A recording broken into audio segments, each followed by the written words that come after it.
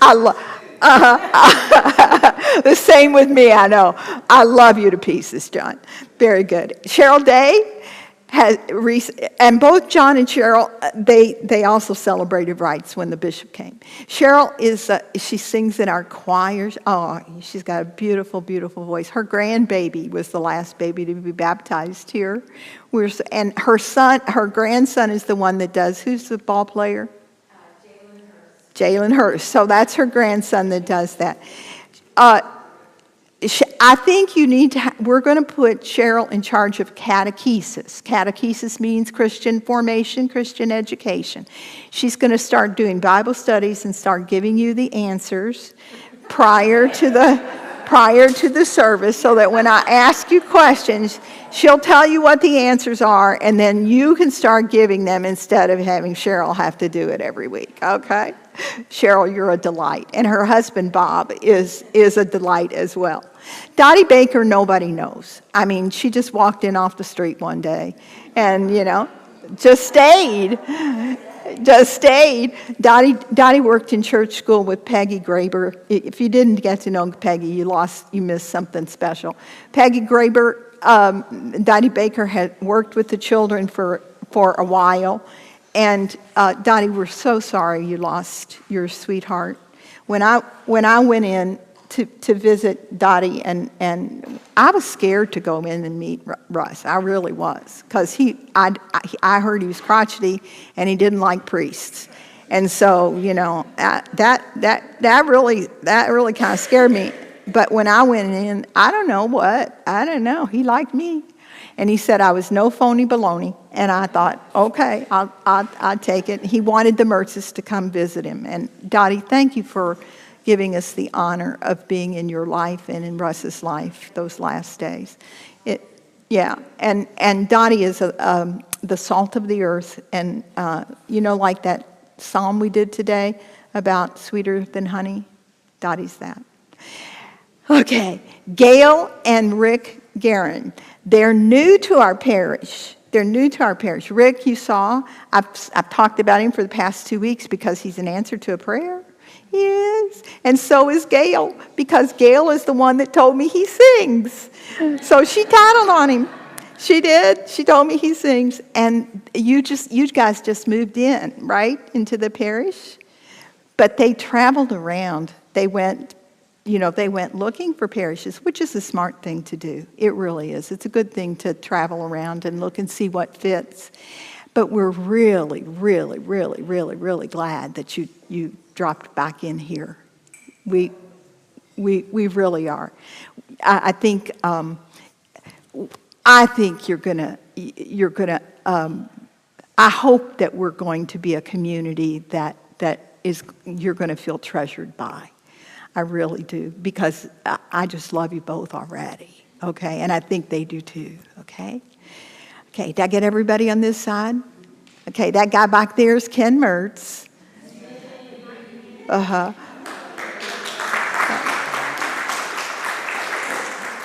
I wouldn't be here without him. 48 years, married, pretty soon 49, then 50.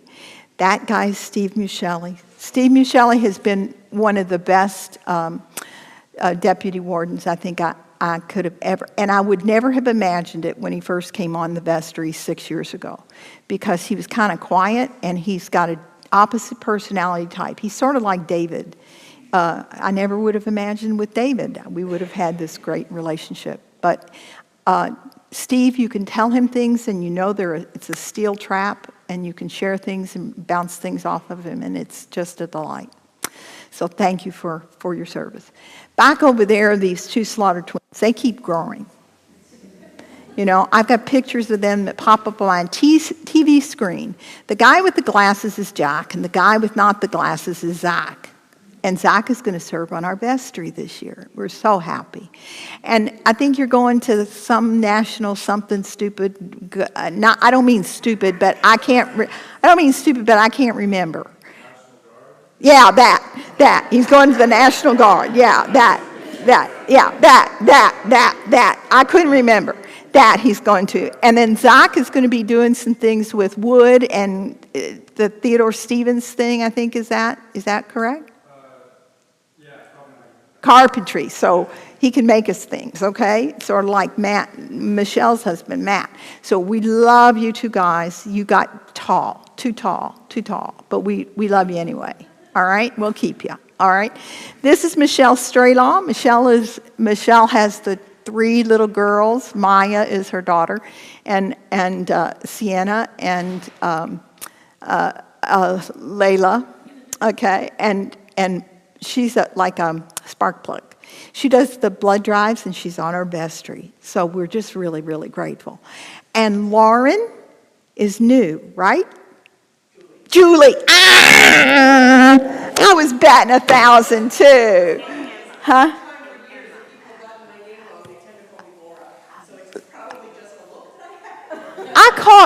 I know. Did we have a new Lauren lately? Recently? Did we? You don't know. You're just trying to bail me out. Julie and Emma. I know their last name is Colton. Huh? I've gotten everything wrong. I don't get names wrong. Okay, tell me. All right, start all over. Julie, Emma, and Colton Stern. Very good. Julie, Emma, and Colton Stern. We are sort of new-ish. Yeah, they're sort of newish, but they're stay-ish, right? Even though I butchered their names and I embarrassed myself, you're stay-ish, right? Yes, they are. And sometimes they flip to the 8 o'clock, but mostly they come to this service. We are really glad you guys are here. We really, really, really, really, really, really, really are glad you guys are here. So thank you. Thank you. Okay. In the back row, who do we have? I've already done Sandy, and I've done Kate in the tall drink of water, and Barbara Amendola and Rich Davis. Barbara does the flowers for the Paschal candle, and she does a lot of the arrangements of all the things that go around here to make things beautiful. She has a lavender garden, she and Rich. So if you want lavender during the summer, then you want to talk to Barbara. Barbara is a prayer. So if you need prayers, you want to talk to Barbara. Also Kathy Hart and the women's prayer group. She helps lead that. So they're dear souls. Rich is he's going off the vestry, just like Stephen. Okay? They've been on the vestry for 6 years, and I'd like both Rich and Stephen to come up here. Let me do Richard and Deborah first. Richard Donham and Deborah Allen they retired from the University of Delaware. They're biologists. They're sitting on the project and planning committee. They're helping us with all kinds of wonderful things. They are smart. They are thoughtful. They're brilliant, okay? And Deborah said this: if we're looking at architects and we're talking about inclusivity, don't you think we should be looking at architects maybe that have some diversity on their staff? And so 3 out of the 6 architects that we've looked at have diversity on their teams. So that's the kind of quality that we're getting from Richard and from Deborah. And Richard is the king of the trees. So don't touch a tree unless you tell Richard. So John's not cutting down no trees. Unless Richard...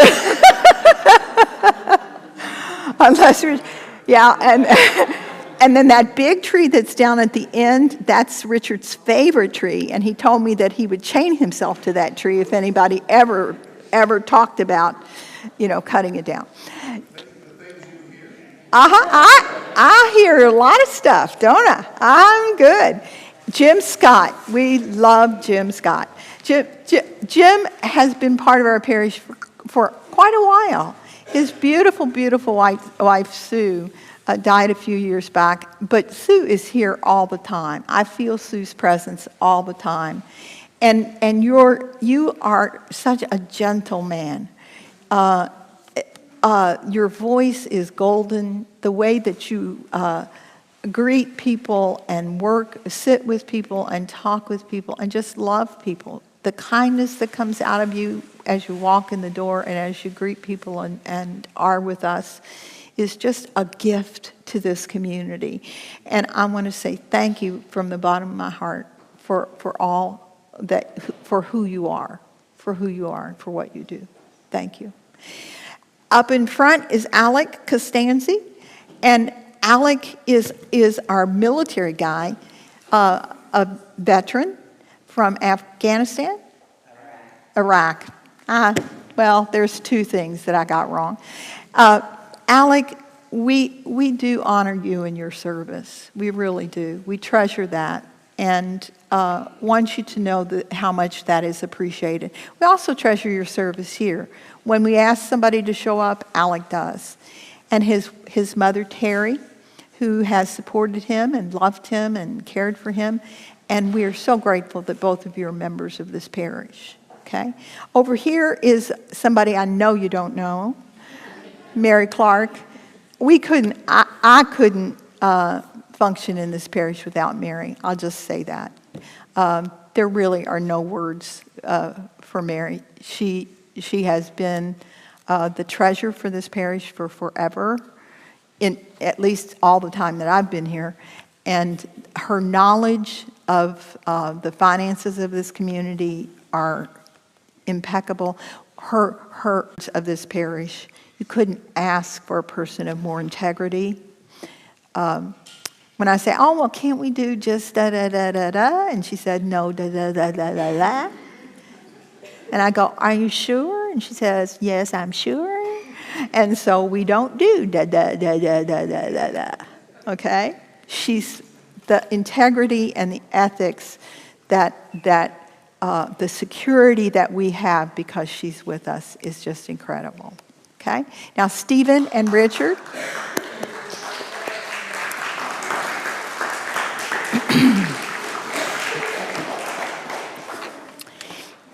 I don't have a bottle of scotch or any drinks or anything for you, but I do have eternal gratitude, okay? These two men have served on the vestry for 6 years. They came on in a year that people said, oh, Pastor Marianne can't work with men. I'm going, what? And so these guys have been, talk about foundation. They have given their lives to this parish. They came on at a time when we were working on renovations and trying to stabilize the community. They've given wisdom. First, they were a little quiet. Both of them were. It didn't last long, okay? Steve, like I told you, Steve has the last 2 years served as the deputy warden, and he's served in ways that of trust for me. I can trust when I say something to him, it's like a steel clap. You know, it's going to stay. And I need to process information out loud. So thank you for that, giving me that ability to know that that's sacred. It's a sacred trust. He also has taken over things like working with Reba with the cookie walk, organizing cookies and things like that. And it's been a good partnership. And then with Erica making gazillions of cookies, I mean, for crying out loud. It's just been wonderful. Have you noticed his writing when he wrote for Charlie Zahm? When he did some of those things, it's just been brilliant.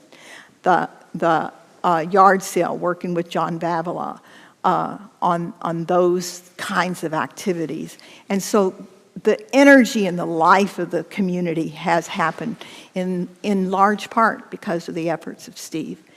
And you're not, I tell people when you get off the vestry, generally people's energy goes, I'm done.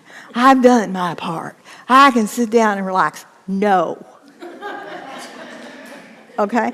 And he promised me that that wouldn't happen, so you hold him to account. And you've got 1 year. 1 year. You get off the vestry, you serve 6 years, then you get 1 year. You have to be off the vestry 1 year. You can't serve for a year. And then you can come back on the vestry. 1 year. That's it. For both of you. 1 year. That's it. Don't you... So next year, we're going to have 2 people running for vestry. Okay? Got it? And Rich is quiet. Rich comes to a meeting. Sometimes you never hear his voice. He comes in the door, he goes out the door. Comes in the door, he goes out the door. Comes in the door, he goes out the door.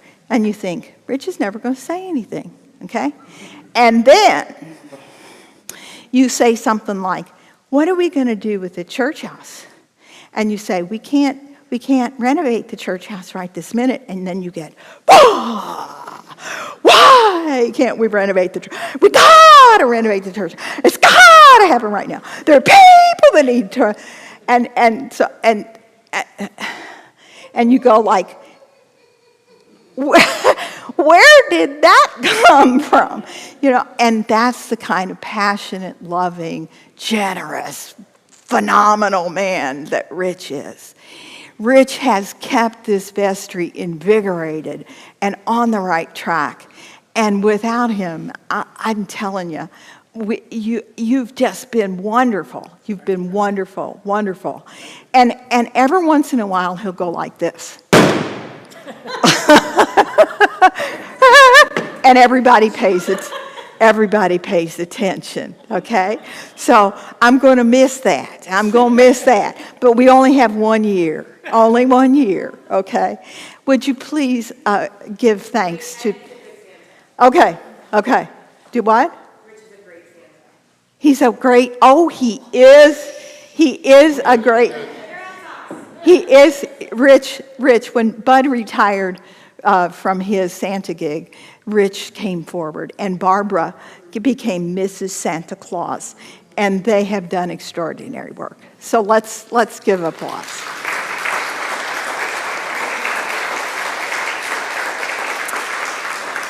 And both of these guys are on the sound committee along with Chad and Ken and a few others. So thank you. We love you.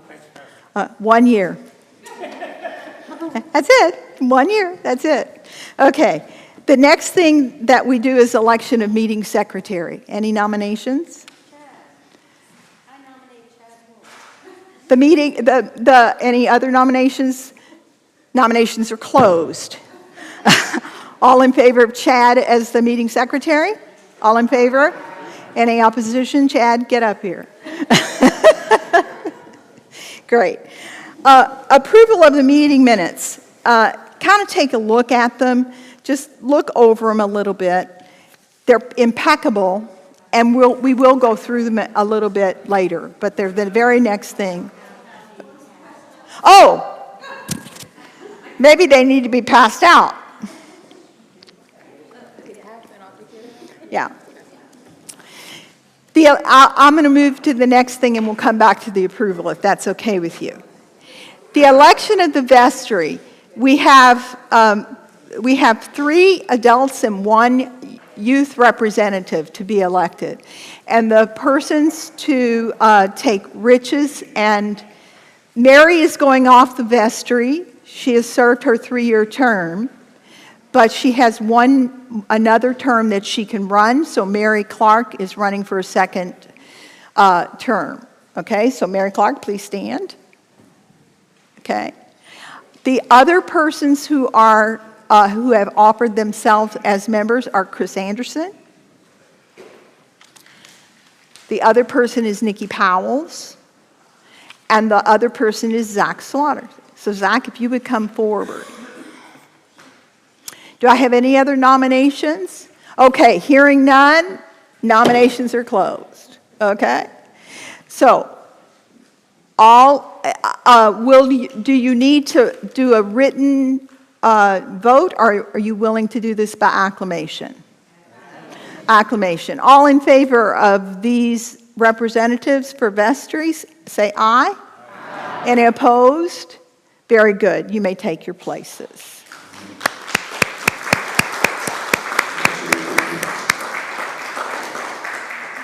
My right hand is Donna McClymans.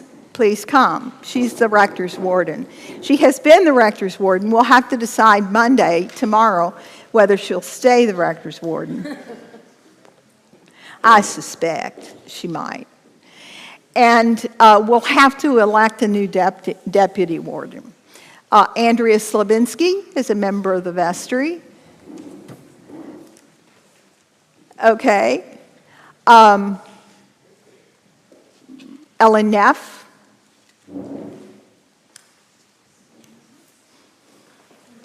Michelle Straylaw. Pat Curran. Nikki, you can come up and sit at the table. You okay?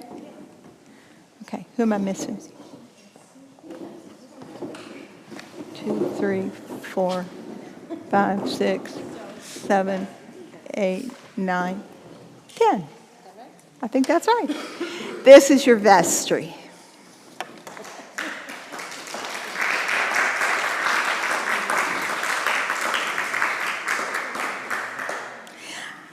I really want to say thank you guys for offering yourselves in service. We're in a place in the life of this parish that decisions are being made, things that of moving forward into a new phase of our history together.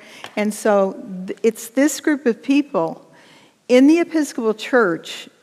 It's not the congregation that does the voting on the details of things. It's this group. And you just chose the group that you want to represent you and to make those kinds of decisions. So it's your responsibility as members of the community. The Episcopal Church, one of the best parts, I think, of the entire Episcopal Church is that the congregation, the laity, the baptized have a voice. You have a voice in how the Episcopal Church functions and grows and develops. Your voice is important. That's why when David has talked about the project and he said, you know, if you have any suggestions or comments or questions or you have, you know, concerns, make sure that you're sharing that. You're sharing it with David, or you're sharing it with me, or you're sharing it with a member of the vestry, or you're sharing it with a member of the planning committee, because your voice needs to be heard. And it's in the sharing of information, the collaboration together, and the working through things together that we can come to good decision making. And that's what the vestry does. I've never worked with vestries that are as good as the ones that we've had over the last, I'd say, 5 years, 6 years, since the renovation. They're incredible. We come to consensus. There's no turf. There's no real arguing. We have disagreements. We do, but we work them through. And so I think you're in good hands. But you have a role to play as well. So make sure that if you have concerns, make sure that you're bringing them forward. The other thing that I want to invite you is, do you remember when you called me to be your rector? Anybody remember that? Yes.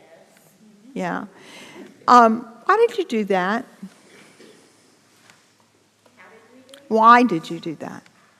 Because we loved you. Because you preached without notes. That was a biggie.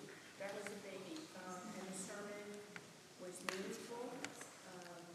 The other reason you came and you didn't change anything for a year. You wanted to just sit back. But the members of the search committee, when we went to hear you preach, there was like, you just voted in the pew. We were like, oh, there she is. That's her, right? Yeah, definitely. Lori was there. So, Yeah. and it was obvious that you knew liturgy and that you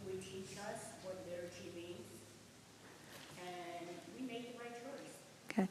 So it was worship, it was preaching, it was Love of children love of children and music. and music, compassionate. Okay, so those were things that, do you think those things are still true? Okay.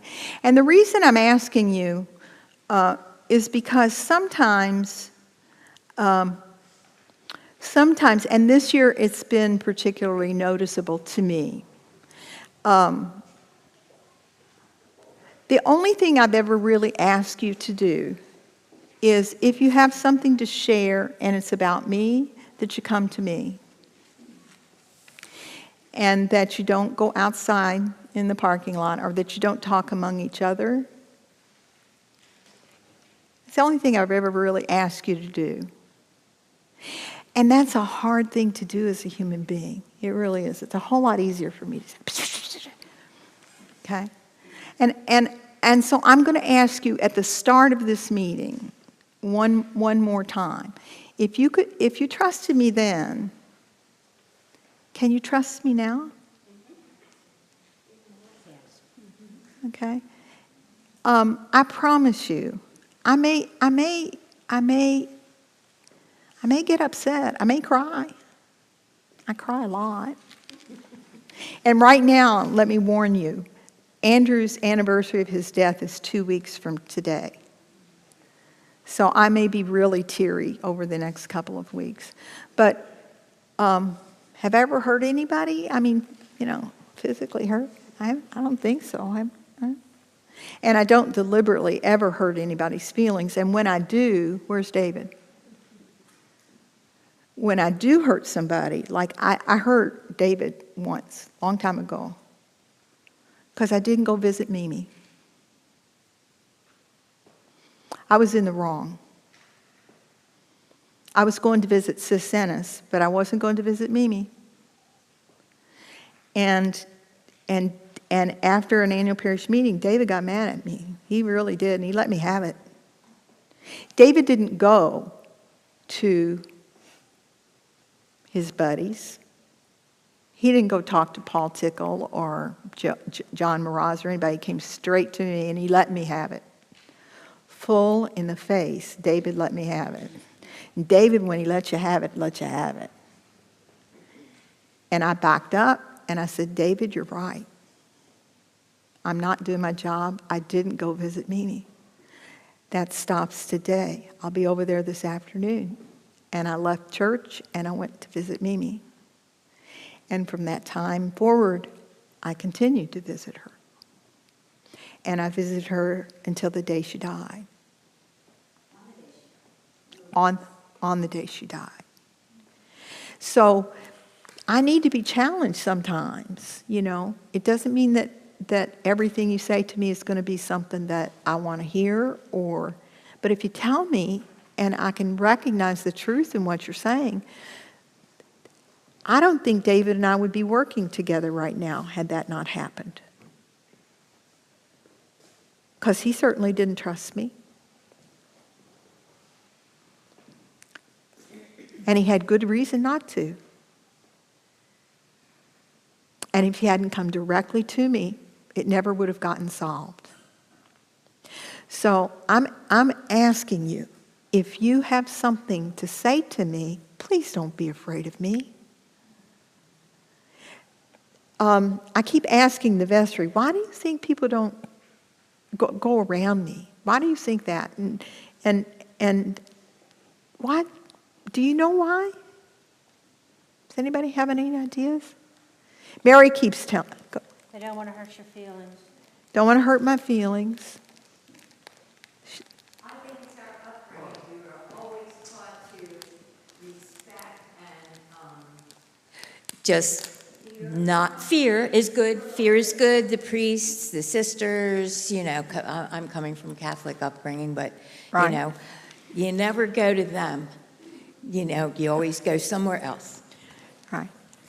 Well, I'm giving you permission to stop that. Anything else?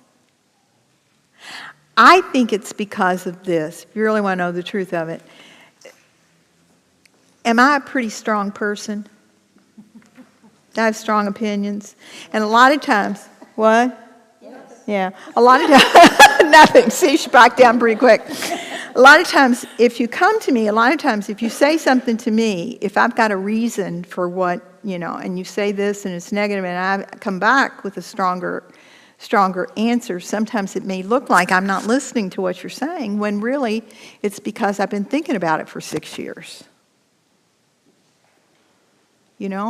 And so it just means that we have to keep talking to each other more so that you share what you're thinking and just push it a little more, pursue it a little more. Let's talk a little more. Let's listen a little more. And I think, and I'm saying this not only for me, but for all of us. That's what we're learning in the Brene Brown book study, is that we all need to listen to each other a little more. We're not listening to each other. We don't take the chance to share information with each other because we're afraid. I'm afraid if I reveal, whatever about myself, that I'm grieving for Andrew, maybe that somebody will think it's 3 years. Get over it, Marianne. So what I'm asking us as a Christian community, let's make this year to be a year of being able to share with one another in kindness what we need to say. Any comments? The only comment I had to say was something I've said several times this year on numerous occasions. With you came, you talked about before and today, the gospel, preaching the gospel, understanding the gospel, and we've talked about that in a little bit of detail. But you bring the music, your voice, your singing, the organ, the piano, everything about that, visiting the shut-ins, it's all these packages, plus you brought a Ken. I mean, we'll never... So to be honest, I don't think a church will ever find that kind of gift. It's a rare thing to find that all in one person. And I just want you to be around as long as possible, as long as you can.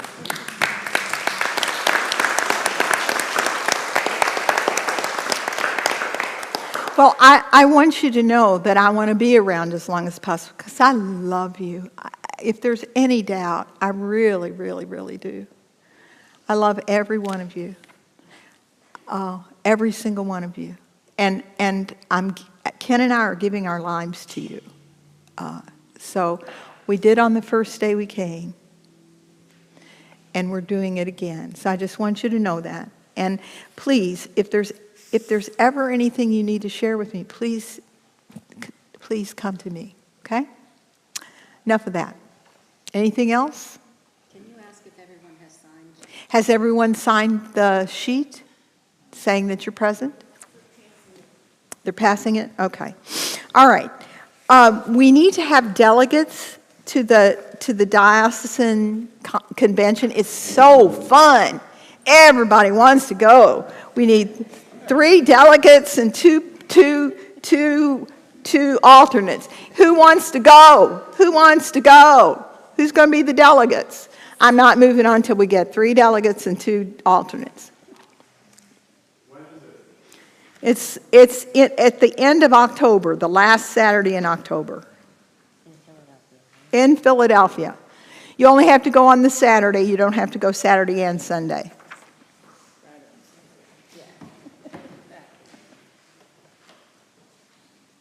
I will offer my name As a delegate? as a delegate. Mary's a delegate. We need 2 more. Donna's a delegate. Deborah's a delegate. Need 2 alternates. Barbara's an alternate. Andrea's an alternate. Write it down, Chad. Okay. All in favor of these people being delegates and alternates? Aye. Any opposed? Great. Let's go. Very good. Okay. The rector's report. I've sort of already done part of the rector's report. This year, I had a really hard time writing the rector's report. I'm afraid I didn't do a very good job. because this year was a very full year. Last year at the end of the annual parish meeting,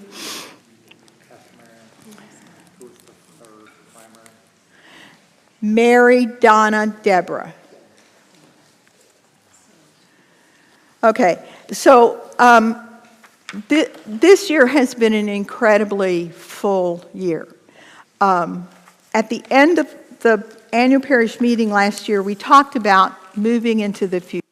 What's St. Christopher's going to look like as we go into the next phase? Because the first phase was hiring a rector. The next phase was renovating the church. The next little section was getting stuck. The next little section was how are we going to move with vitality into the future? And I've been putting things in the annual parish meeting packet about stained glass windows. And every time I did, Lisa got really excited. And I got really excited because Lisa got really excited. We talked about a columbarium. And every time I did, then Rowena got really excited. And I got excited because Rowena got excited. And then we talked about a labyrinth and the women like that. But then there was some skeptics about, how are we going to come up with all this money? And so, but at the end of the meeting, the gathering pretty much said, well, let's try it. Let's just go ahead and move forward. Okay? Does everybody remember that? Okay, remember it that way? And so we did. And I just kept kind of, waiting around. We talked about putting the labyrinth back down there until David stood at that door. And I said, well, we're going to put the labyrinth down in the valley. And David said, no, we're going to put the labyrinth right out that door. And as soon as David did that, I said, you are right. It needs to be up here. It needs to be up on the upper level. And he said, we're going to knock out that side. And I thought, oh, yeah, that would work. Because David's a very, I'm going to say square person, but I don't mean square.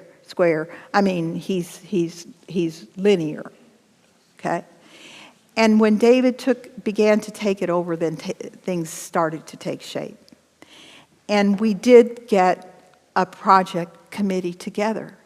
And I want to tell you that I am so exceedingly proud of that project committee. So I'd like all the members of that committee to please stand. David Jenkins is the chairperson of the committee.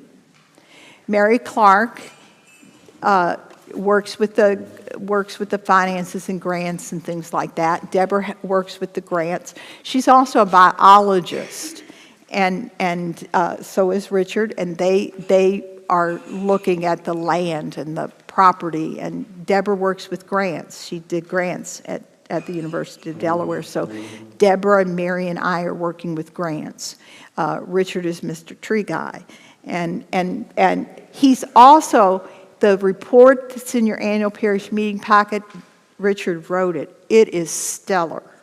It is really good. It'll give you a full sense of what the committee's been doing this year. And Richard's going to be giving you little updates in our leaflet going forward. So be looking for that anxiously because they're really good, okay? Donna McClymonds. If you want to receive a telephone call to be asked to come to a meeting, the person you want to have call you is Donna. Because she's called all of our architects, she's called all of the people that need to attend meetings, and they have fallen all over themselves to get themselves here. So Donna's just knock your socks off, great. Okay, Andrea. Andrea I say, Andrea, do you have the minutes from? And she pulls that out of her notebook. Andrea, would you get me this? And she pulls it out of her note. She said she is Miss Organization Extraordinaire. And then on top of it, she and I are working together on the columbariums. This columbarium is going to be incredible because she is working on it. I'm telling you. Just wait. That's Andrea. John Babila over there has more experience in construction and design and all this hoo-ha than would fill I mean, my gosh. And he knows how to share the information. So John, we're just really lucky to have you. And he tells me he knows how to operate a backhoe too. So when we need to do construction, he's going to be able to help. And David, you sat down, stand back up. Without David, the work would not be happening. David has stacks of folders like that, and he knows where every single piece of paper is in every single one of those stacks. And he's contacted the architects, and he's contacted the security people, and he's contacted this, and he's contacted that, and he's kept track of all of it. And we're really pretty far along, okay? And I just want to say thank you to the whole committee and to David especially. Also Ted. Okay, and Ted Mondelewski is, about halfway through this year, we decided that we needed broader experience than we had as far as knowing, we don't know what an architect does or how to assess what their work is. And so Kyle Painter's stepfather is an architect, and he's retired, and he worked with the Church of St. Francis of the Fields on their project, not building it, but consulting with them. And he said he'd be willing to consult with us. He has been just a godsend because he can look at the documents and he can look at the architects and he can have conversations using their language. And he's been guiding us in knowing how to speak with them. And the product of what we're getting, knowing how to choose people to actually put things together is just astronomically better because of his relationship with us. He's not going to be the architect on the project in any part of it, but he's working as a consultant for our committee, okay? And then what my role is I'm the rector. That didn't get a laugh. I wanted it to get a laugh. Give her a laugh. So I really just, I've been thinking about this for over 6 years, and so, I've kind of got it. But things have shifted. I mean, things have shifted as we've talked about it, and so there's nothing set, still there's nothing really 100% completely set in stone, but we've really made a lot of progress this year. Now, I told you we had some good news. Last year, the good news was this. We wrote a grant in March to the state. It was a security grant. It was for security. And we applied for $150,000. And it was to increase, it was basically the way that I wrote it was, if somebody wanted to come in this door and shoot somebody, they could do it. And it would probably be David or me. Okay? We'd be the first line. And so we needed to build a vestibule and have a first line of defense so that somebody coming in would be in a different space before they would come into the sanctuary. Isn't that clever? Because when I wrote it that way, then I said, remember when we got those things on our windshields? We got the windshield things.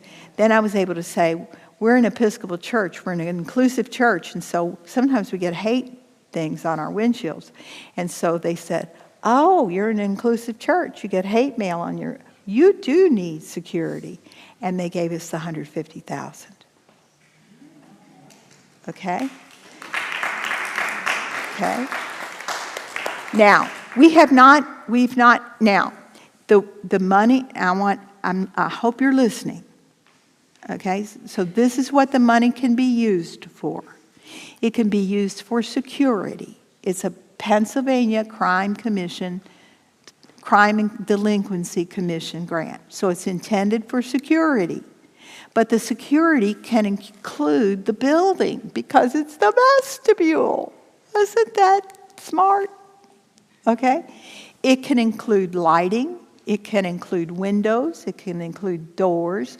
It can include paying for architects. It can include civil engineers. It can include all of the basics for getting things built. It can include security locks. It can include cameras. It can include lighting outside. It can include a lot of those things. Now, will $150,000, will that pay for all of that? Is it going to be enough? No, not going to be enough. Now, how are we going to pay for the rest of it? Well, we got $30,000 from the bishop because he said we could have accessibility because of this door. And we've got to match this grant by 50%. We've got to have $75,000 added to this $150,000. So that's $225,000. Okay?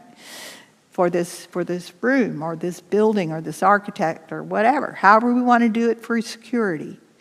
And so $30,000 of what the bishop has given us gets put into that. So it means we have to come up with $45,000. Now we've got it out of Jim Bailey's money, but I would like to see us not to have to spend that. So this is what I want to tell you.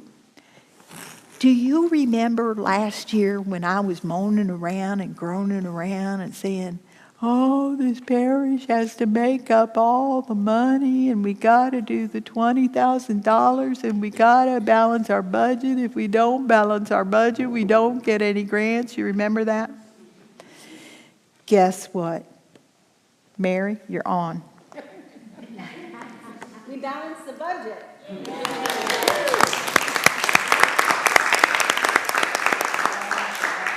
We had a little bit left over, too. Do you know how miraculous that is? It is a miracle. Can you repeat, don't forget to repeat the mic, there's people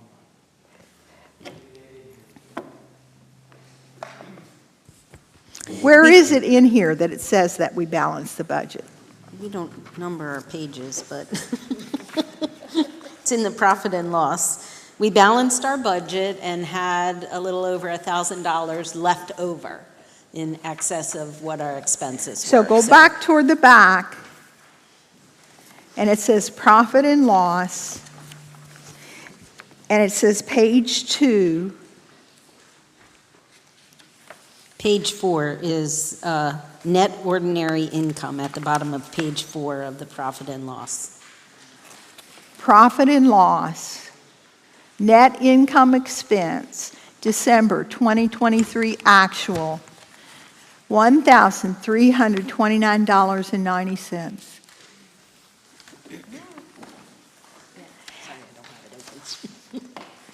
Nobody's standing up, jumping up and down, doing jumping jacks. I am inside. Stephen? So when's the last time that's ever happened? Let's not take in your accidents. You have never, in the 12 years that I've been here, ever done that. Never. Only with your accidents. I think one year we did. With my accidents, Or maybe with the PPP, I can't remember. Yeah. I either had to fall and break something, okay, and get insurance, okay, or the whole world had to have a pandemic. One of the two for us to balance anything, okay? We had to get money from outside to balance it. We balanced the budget. You balanced the budget. You did it. And how did you do it? Tell me how you did it. The 50-cent challenge, we had lots of people at the end of last year put in 50-cent challenges. Some of you gave the tin cans that Reba presented. Some of you wrote checks. Some of you put in little amounts until you got the $689. But we had lots and lots and lots of people put in that 50-cent challenge. I told you so. I told you. I shouldn't say I told you, show and point my finger. That's rude. I told you so. The 50-cent challenge works because it's over and above what you're already giving. And it gave us the $20,000 we needed to balance that budget. It balanced it. It balanced it. And so this year we can sit back in our chairs and go, oh, we balanced it last year. We don't have to do anymore, right? We have to continue. We have to continue. And give more. And give more. And give more. We really do, because that was always the kicker. Because we never really, took the bull by the horn and dealt with that house thing, and we never dealt with that little deficit, Now, can we go back to the budget for this coming year, Mary? Where's that? The budget is after the profit and loss. The budget is after the profit and loss? Okay, then what are we doing for this coming year? What's the budget for this year, Mary? What are we doing? We're estimating our income to be $160,000, most of which is from Sunday offerings, from your estimate of giving, from the plate offering, that's the majority of it. Look at that. Look at that. Look at your pledge payments. Look at that. Anybody see any good news there? Pledges increased by, I think, 10% from last year, which is awesome. Look at that. Whoa. What a good parish you are. Then what? Then we do some fundraising. We always get a grant from the Philadelphia Foundation, and I forgot to put that in the thing? package, Okay. but it's Okay. a grant that a lot of the organizations in Oxford get, and I forget, the Alexander Fund, sorry. Uh-huh. Yeah. And then we'll do some fundraising. Right. Do some fundraising. And then people give to faith offerings. You continue to give. If you have a little bit extra, then you give a little bit extra. You have a little bit extra, you give a little bit extra. That's what that faith offering means. Now, Mary lowered it from 20,000 to 10, to kind of hedge your bets. Okay? But it would be really awesome if in 2024, we also got $20,000 in faith offerings, because Look at the bottom number. the bottom line on the second page of the budget is negative $10,000. So we have a little bit of a deficit, not as much as before. Now look, in 2023, our projected deficit was $50,000. Our projected deficit last year was supposed to be $50,000, and we ended up with $1,000 in the black. Do you realize how incredible you are? Do you realize how incredible you are? Didn't I tell you you had good news? And you did it. It's you. It's you. It's you. It's you. It's you. It's you that did it. Okay? Now, we got to keep doing it. We can't pull back. We have to keep it up. And it means that this year, Deborah and Mary and I'll be able to, we have to get the books audited by a professional auditor. That's going to cost us a little bit of money. But that's okay, because we've got to put in a professional audit in order to write the grants, and then we can begin that. Now, the other thing, David, you want to talk about telling them to go out and look for grants? Because that's your shtick. You're not grants. Okay. Okay. But I do have a few things to say about the committee as a whole, and I think grants is part of that. Okay. Go for it. Okay. So the first thing I want to say is that this past month has been a very difficult month for our rector. And it's been unfounded and unsupported. And What I want to talk about is in our book study, and this is unfortunate, but only 15% of the words in our book study are positive. So I'm going to talk about the 15% because I represent one of the 15% of the males that come to the book study. That's supposed to be fun. Not sarcastic. Yeah. That's one of the words, by the way. So, and this is really aimed at our committee for our meeting this coming Wednesday, but I want everybody to hear it, and something that the pastor said is provide input. It's critical, and I keep saying this, it's critical that you provide our input. Now, I've put all the pictures and all the things that we've shown you, or maybe some of you haven't seen it, but it's along the wall. And not me, but anybody on the committee can talk to any of those things because we work together on this project. It's not me, it's not Pastor Marianne, it's not Richard or Deborah or John or Andrea or Donna, and I don't think I forgot anyone, but it's everybody on that committee working together that I think is making it a success and having an opportunity to succeed. So when I talk about priorities, it kind of hit me today that our priority is a community project. It's about outreach. So what's the mission or the priority of our committee? Well, it's to embrace the lost, to encourage the seekers, and to excite the found. So you can boil it down to a whole bunch of other stuff, but that's what it is. That's what it's about. So my primary job as chairman of the committee is to rein in the creative thinkers. I'm not the creative thinker. I can take creative ideas and turn them into a list of things that we need to do, and that's what I'm going to do right now. So right now, in my mind, and I'm opening this again for the whole committee on Wednesday because I'm going to ask it again, but our priorities in David Jenkins' mind today are only two things. We've got an RFP on the street.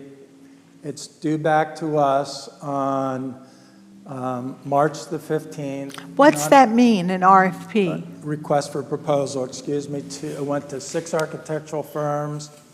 My opinion right now is we will only hear from 4 of them, which is somewhat disappointing. One, quite honestly, I'm happy that we're not going to hear back from. The other, I thought, based on our meetings with them, they were excited about the project. They said they wanted to participate, but all the notes that we've sent out, I've even made 2 phone calls directly to a principal's cell phone, and I have not heard back from them. So that's disappointing. The good news is we only have to review 4 proposals between the 15th of March and the 15th of April. So to me, that right now is priority 1. It's important that we get that. What every architectural firm, to all of them, even those that aren't participating, have said is that the scope of work that the people on this committee have done over the last, and by the way, this month is 1 year that we've been together as a committee. So the work that you've done up here, it started with the letters for the labyrinth and things of that nature. It's coming to fruition right now. The second piece of that, Pastor Marianne touched on, we won this security grant.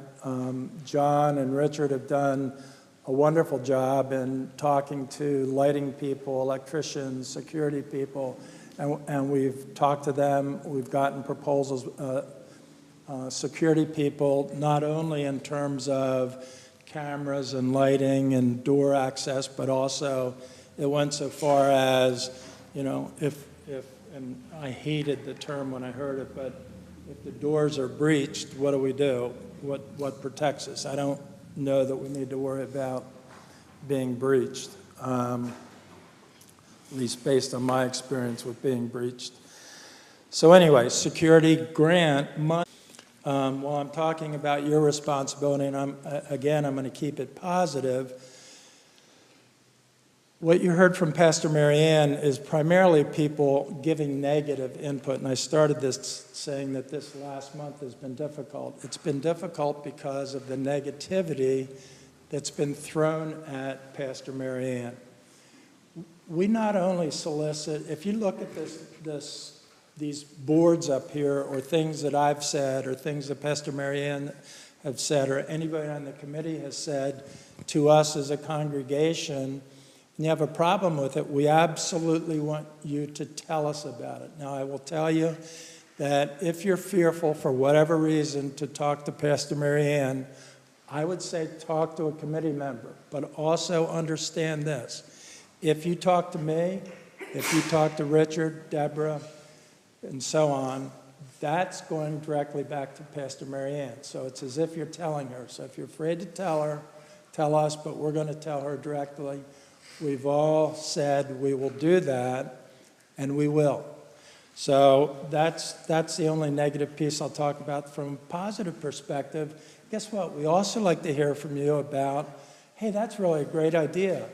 You know, it's great that you're going to, I spoke to our neighbor next door, and they think two things that we're working on, I'll only talk about the one, which is church house renovation. They think it's the greatest idea they've ever heard. And as a committee, I think everybody on the committee would agree, we've been a little bit fearful about what our neighbors might think about using this for homeless family, or a mother and two children, a father and two children, that type of thing. These people over here, they love the idea. So please not only provide, if something's bothering you, please tell us. But really, if you're appreciating something, if you look at these boards and you see something that you think's really kind of neat, let someone know, and they'll communicate it, trust me. So let me run down my list. Fundraising, writing new grants. We've got to put a good process in place as a committee, as a grant committee, that identifies prospects, targets those prospects based on our assessment of winning those. We can't just go after every grant that comes across the table. We've got to prioritize them, just as a salesperson would prioritize their time in the day. So prioritizing those grants, writing new grants. I'll talk about it now. Lawn to Meadow. We've had, I'll say, some stumbling blocks presented to us. And the stumbling blocks were in the form of the diocese representative. He was a complete ass. I'm allowed to say that. Pastor Marianne cannot. And maybe he's on the camera, and if he is, I would tell it to his face. However, we were told nothing. So at that point, we had the Chesapeake Bay Alliance, or Alliance to Save the Bay, giving us money to do Lawn to Meadow. For those that don't know what that is, primarily from, if you look out back here, there's a Rose of Sharon tree right outside the window. From property line to property line, basically, that area below that takes 2.5 hours to cut, John? Not quite. But he's faster than I am, so it takes me 2.5 hours. If you have to use my mower, it takes you 5 hours. We're going to turn that into, we're going to take the lawn and turn it into a meadow. And primarily what that is it's an ecological program that says we are good citizens ecologically. Lawn doesn't do a whole lot for the ecology. Our Lawn to Meadow will. It'll encourage bees, it'll encourage butterflies, it'll encourage smaller animals to feed off in the whole food chain. I've heard lots of rats and snakes. No, it'll actually lessen that. So it's that, and in addition, some other things that it does is it provides a learning opportunity for the community, not only for the younger people, but for people who may not know what a lawn to meadow is and why you should be a good citizen. And it feeds into the Chesapeake Bay. So that's why the Chesapeake Bay Alliance was doing it.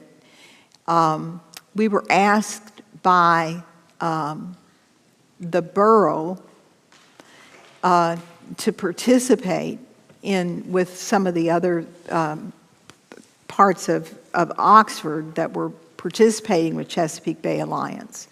And then when our diocese would not permit us to do it, I mean, it was a real blow because the borough was asking us to do it. So, That organization came out to the bottom of our street where we have a stream, and they restored for free. They came out and fixed and restored part of the stream where the sediment had come in, and we're stopping the stream, and it's part of the Chesapeake Bay Right, watershed. Right. They Right. fixed it for free. right. correct. And that's what they were going to do back here until the person from the diocese that we won't mention said, no, we're not approving that. Yeah, They're also talking to Sycamore Garden for this small piece of property on the other side of our parking lot. So what happened? Our rector, on her own, decided she wasn't going to let it stop there. So she wrote a letter directly to the bishop and said, in much nicer terms than I used, that the support we got from the diocese wasn't the kind of support we needed. What we need now is $18,560, and we don't know where it's coming from. So 2 Fridays ago, our frightened pastor asked me to come participate in a conference call with the financial person from the diocese. And I agreed to do that as backup. I literally said to the finance guy, hello, I'm Dave Jenkins. And 12 minutes later, he told us, and I'm only saying it because I was there, he told Pastor Marianne, number one, how much money do you need? We need $12,000 and some change this year, and we need $6,000 and some change next year. He said, fine, when do you need the money? temper tantrums once in a while are good things. So we are going to have a lawn to meadow, and it's just unfortunate the circumstance that we had to go through to get it. But persistence pays off, and we will be persistent in pursuing our community project because it is worthwhile. So let me run down real quick some of the things that are detracting right now, from what we're doing. And I'm only saying this because detracting, but they're also important, so they have to be accomplished. I mentioned lawn to meadow. There are two things really right now that are happening with Silo. I'll call them our partners. They are looking for a place to do food distribution because they're losing the place that they currently use. Well, because and I think everyone is aware, we lost our partner for 3 to 5 years in Good Samaritan, who's going to just be a godsend to this church house project. But Silo would like to use our garage, so we've agreed to let them do that. They've also come to us and said, and it was a little bit of a misnomer, both for Deborah and I, but we showed up to meet with Melissa, the executive director, last week, and they want to do a community garden. So community garden, in both of our minds, was, tomato plants and pepper plants and rototill the grass and do the kind of things that this church, for those that weren't here, tried to do 15 years ago, 18 years ago, and had one participant, and that was the person that was pushing the garden. So it failed. Their idea today of the garden is to plant fruit trees, and we offered them kind of both corners of the property, and then we said, well, if it's fruit trees, why don't you line our property with all those gaps to cover up the development that's going on back here? And they thought that was a great idea. So we're in the process now of that. But they also came back and said, our community garden is not just St. Christopher's. We would appreciate St. Christopher's participation, but we have people in the community, and I didn't realize this, but they have a place on Nottingham Avenue in Oxford. They have a very small plot of land, and it's beautiful. It's wonderful. And like right now in the middle of the wintertime, they've got a food distribution stand out there that people bring food and stick it in there, and people come and take it every week. But it's a beautiful setting. It's meditative. It's that nice. So if we could do something like that, I would be in opposition to the church doing a garden, unless there's a whole lot of people here that say, Right. I'll go out and rototill, but I've got my own garden that I spend 6 Right. hours a day in. So if they would do that, I think that's a wonderful idea. Right. Especially if we could have a food distribution stand out front here. Where did we see, we went by someplace and it was like, we're giving away free food, here, take it. So that would be wonderful. One of the things that I think a lot of the effort with Silo came out of the fire. It really did. We've worked with Silo forever, and we've been giving showers and all the stuff that Reba and Mary do with housing folks, and I mean we've been under the radar with Silo. All the Christmas things that we do, everything, but people didn't know St. Christopher's was involved. And if you look in your annual parish meeting package, you'll see a photograph of community leaders who gathered here in church when we were asking, what could we do with the church house? What's the need? And they said, we need shelter for families. And when we found that out, we began working with community leaders. And it was like 3 weeks after that the fire happened. And the community leaders then were in contact with each other. They'd never done that before in a room all together.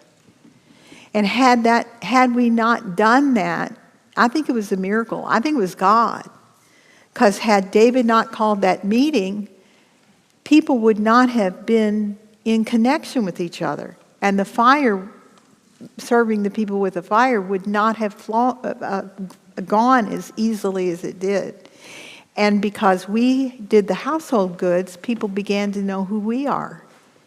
And that's why we're being asked more and more and more to do partnerships like with Silo and things like that.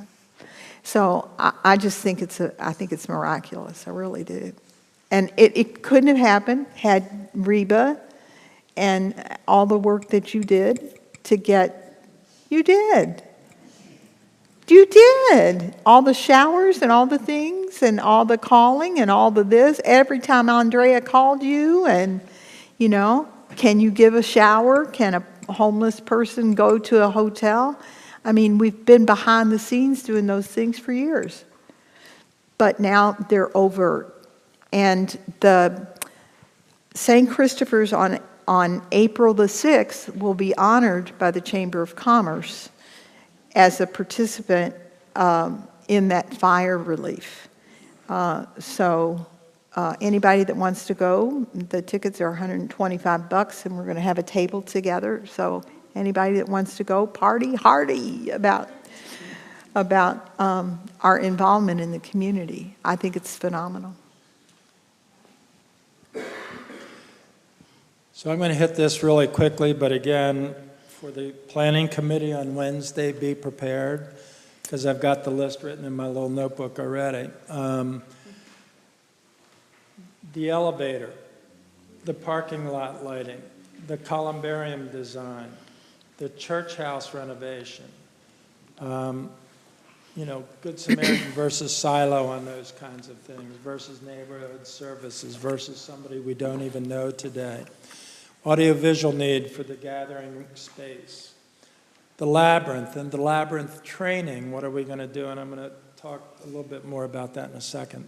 the baptismal font, selecting one and getting pricing and getting stuff together. Stained glass, we've had a meeting with a tremendously creative artist.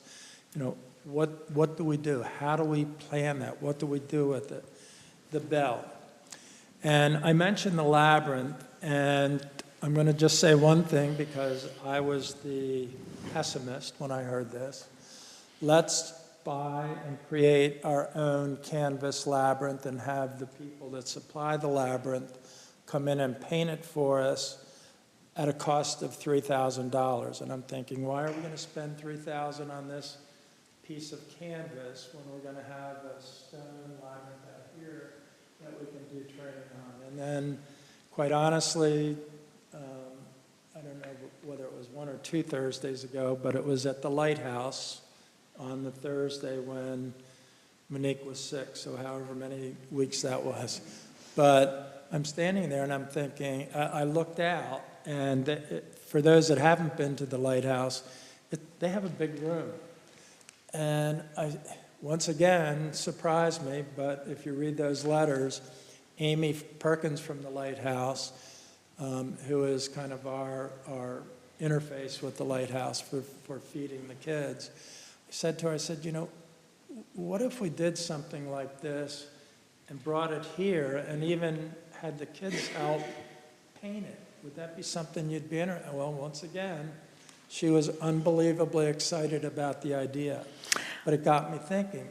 We know, because we've had meetings with the high school LGBTQ plus community coach at the high school, that they were even fearful of participating in the Halloween parade. So they didn't. But what if we took that to the high school or to here and invited people from the young adults from the high school to come in? What could that mean to them right now, so we don't have to wait a year or 18 months or 2 years until it's the right time to build the labyrinth? So all I'm saying is, when you hear something, take a minute, take a deep breath, and think about it, because things open up to you when you do that. It opened up to me, and I thought, you know, how closed-minded was I to think that this is stupid to spend, that's a bad word, we're not allowed to use that word in my house, to spend that money when we don't need to. I think we need to. One of the things that we have $14,000 given by the diocese that's sitting in our bank account right now that is for the labyrinth. And when I wrote that grant, I wrote it for education so that people could build the labyrinth. We're not going to be able to build the stone one, but I designed it, I wrote the grant to say, we need to get the labyrinth in our bodies. We need to build it. We need to create it. And painting a canvas labyrinth would fulfill the terms of that grant.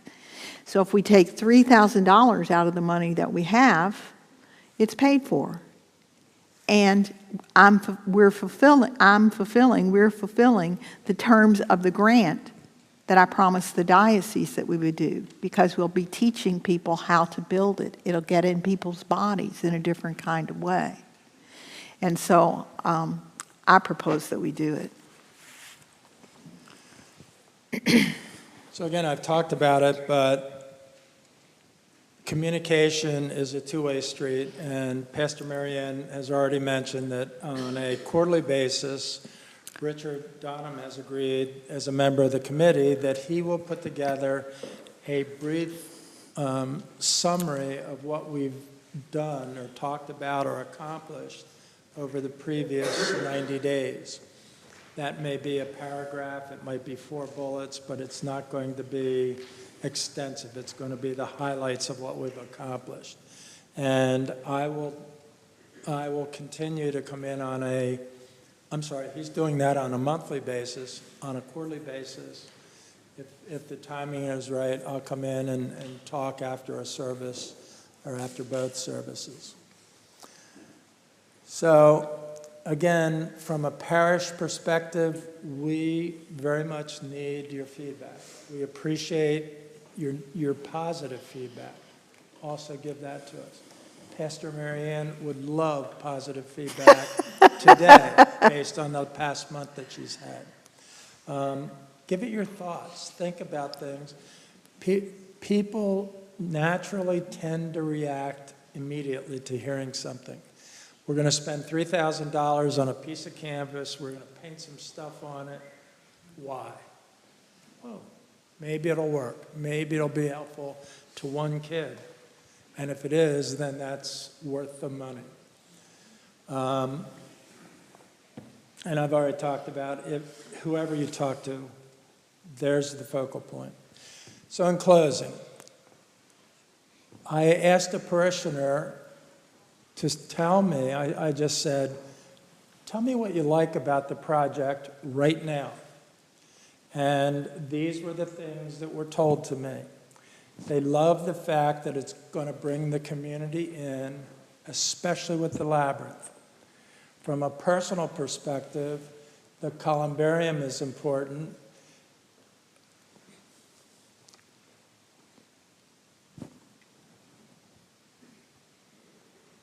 Because it's close to home. We're not going to need it for a very long time. Yeah, people are now waiting with that. And family. The baptismal font has grown on me, and I now accept that because of the sound of water. Not so much baptism, which is certainly important, but each of us, each week, hearing the sound of water. And the gathering room. And these were unprompted responses. The gathering room, we won't have to move chairs anymore. And it's bringing the community into us. And those were the unsolicited responses that I got. So as you think about it, please think about what's important to you. And if we're hitting on the right track, if we're doing the right kind of things for you and for this community. Thank you. Thanks.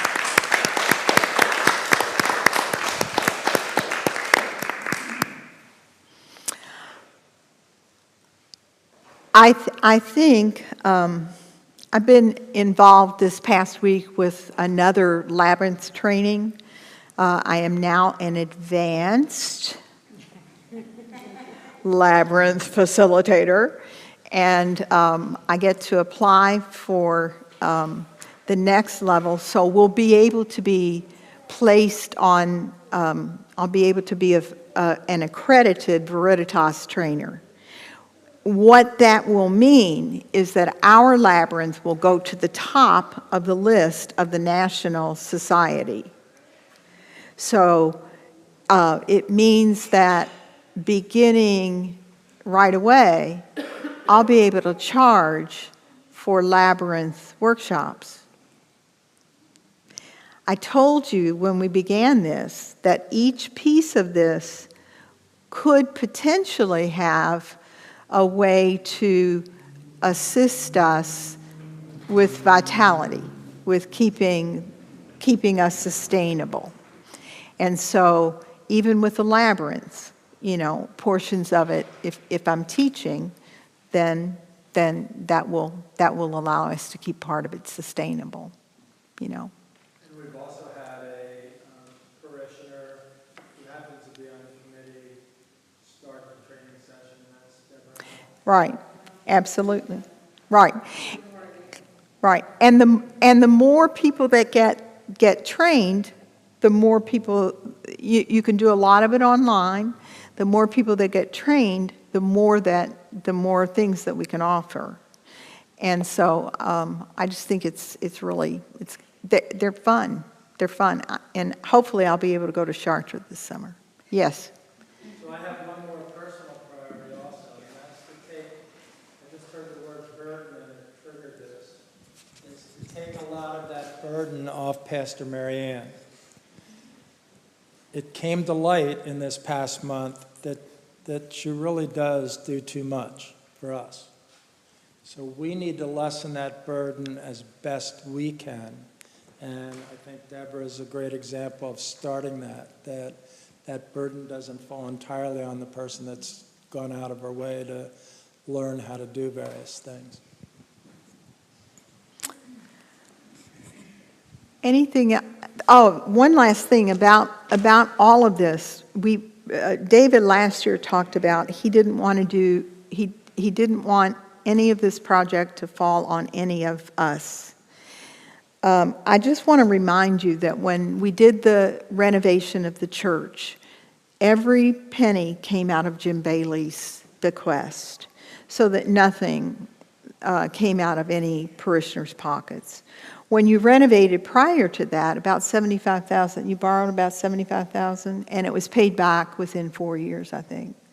So, I don't think I don't have the same feeling that David does. I think, having us think about what are the pieces of the project that you're invested in. I'm invested in that baptismal font. I'm going to contribute money so that baptismal font becomes a reality. I don't know how much it's going to cost, but I know that my money is going to go there. Are there pieces of it that you feel invested in? And I also want you to think about, the columbarium. Are you going to buy a niche? I mean, do you feel about that? Because if we begin to think about how many niches are we going to be able to, that are parishioners that would want to have a niche there, then we can begin to figure, when is it time to put the columbarium in? We know now it's time to put the lawn to meadow in. We know we've got a time frame for that. So pieces will begin to take shape as we get a better sense of who's committed to what and how it's going to take shape. Okay. The biggest expense, of course, is going to be the gathering space. It's just going to be. It's going to be a big room. We're going to be able to gather out there for worship. Before worship, we'll be able to keep this room quieter for prayer. We'll be able to do a lot out there. And the community will be able to use that space. We'll stop falling out this door. Okay? And last year, we talked a lot about accessibility. Everything in this project has planning for accessibility. Everything will be flat, no bumps, no steps, and the elevator is a priority. Okay? Elevator is a priority. Got it? On my list, it falls there. Okay? So don't be concerned about that. We're really, really, really working to make sure that we can do that. So funding is what we're working towards. Okay. Any questions? Comments? Yeah.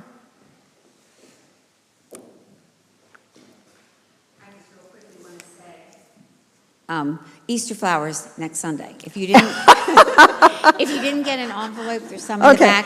They're all $7. Easter flowers, Yeah. and please do it because Easter's beautiful to the degree that you do the Easter flowers. And these we take home. You can take these home Easter Sunday. Yeah. If you want to give them to somebody, Yep. we don't have to keep them forever and a day like Yep. we do the poinsettias. These you can take home with you. The other thing, giant gift cards.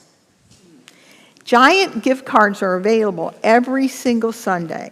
If you buy a giant gift card, Mary buys a packet of giant gift cards. We pay like a $100 gift card. Mary buys it for $95 and then sells it for $100 because it's a $100 on the tag. So every gift card we earn $5. Do you get that? Every gift card this parish makes, $5. So if you go to the grocery store and you go to Giant and you don't have a gift card, feel guilty. Every mouth you put in your mouth If it tastes good, feel guilty. How much did we make last year on the giant gift cards? Sorry. For $1,465.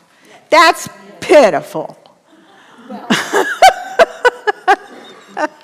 I mean, really, truly, $5, 5 goes into 14. I mean, for crying out loud. Everybody eats, and the majority of us go to Giant. If you eat a piece, if you go to Giant and you shop at Giant and you buy food and you don't use a gift card, I hope you feel guilty. Huh? Yeah. I've asked for the vestry to stand at that back door. And if they're not back there at that back door, you see these vestry members right here? Then you go hunting them down. I mean, you go hunting them down, you hunt them down, you hunt them down. Whether they're at the 8 o'clock or at their 10 o'clock, you go hunt them down. And where are the gift cards? I want to buy the gift card because I don't want to feel guilty the rest of this week when I eat food. Okay? All right? Anything else? Okay. Soup next week or not? Huh? Not to. We were going to do soup next Sunday. Anybody want to eat soup next week? We had said tentatively that next Sunday was our soup day, but then we moved this meeting up to this week, so I wasn't sure if we were still doing it. Okay. I didn't get to use, we need to approve the minutes. All in favor? Aye. All opposed? Read the committee reports. They're really good. Don't pay attention to mine. Mine's really a bunch of garbage. But look at the pictures. They're nice. And let us pray. Go back to the very beginning. Let's pray for St. Christopher's Episcopal Church. Almighty and ever-living God, ruler of all things in heaven and earth, hear our prayers for our St. Christopher Church family. Strengthen the faithful, arouse the careless, and restore the penitent. Grant us all things necessary for our common life. Bring us all to be of one heart and mind within your holy church. Through Jesus Christ our Lord. Amen. We have a vestry meeting tomorrow night at 6:30 if anybody is interested. Always vestry meetings are open. The meeting is now adjourned.